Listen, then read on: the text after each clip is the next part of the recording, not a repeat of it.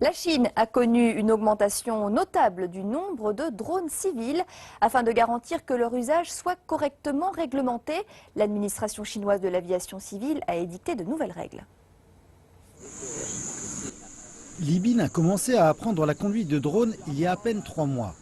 Mais maintenant, il a non seulement passé son test pour un permis, mais est aussi lui-même devenu un moniteur de conduite.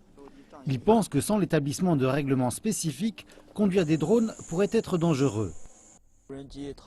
Les drones ne sont pas des maquettes d'avions, ils sont plus gros et plus lourds. Même lorsqu'un drone de 7 kg tombe, il risque non seulement de s'écraser, mais en plus il peut blesser des gens. Si les gens faisaient voler des drones quand et où ils le veulent, ce serait la pagaille.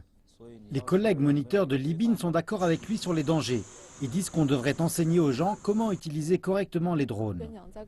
Les hélices des drones tournent très vite. Elles pourraient donc aisément blesser des gens. Je pense qu'il est plus important pour les étudiants d'apprendre comment conduire en toute sécurité que d'apprendre les techniques. Les deux instructeurs ne sont pas seuls dans leur passion des drones. Le nombre de pilotes de drones licenciés dépasse à présent les 2000 et jusqu'à 20 000 drones civils volent en Chine. Cependant, les drones soulèvent aussi des inquiétudes. En novembre de l'année dernière, un drone prenant une vidéo a presque percuté un avion de chasse en Chine. Pouvez-vous imaginer ce qui arriverait s'il n'y avait pas de règles de circulation concernant les automobiles, s'il n'y avait pas de critères pour le permis de conduire et les plaques d'immatriculation? C'est la même chose pour les aéronefs dans le ciel. Pour garantir que les drones sont correctement réglementés, l'administration chinoise de l'aviation civile a publié ses premières règles de circulation concernant leur usage.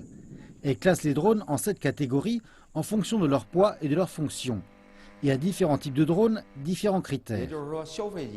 Pour ces drones petits et légers, les règles sont relativement lâches. Ainsi, il sera pratique pour les gens ordinaires de s'amuser avec. Mais pour les drones gros et lourds, à but commercial, les règles sont plus serrées parce qu'ils représentent un danger potentiel pour les gens.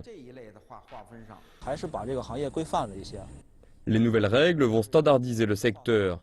Nous avons à présent des instructions claires sur le rôle des capitaines et des pilotes et sur la procédure appliquée en mission de vol. Li Bin dit vouloir à présent affiner ses compétences afin de devenir un instructeur d'un niveau supérieur. Et il espère que sa carrière s'envolera.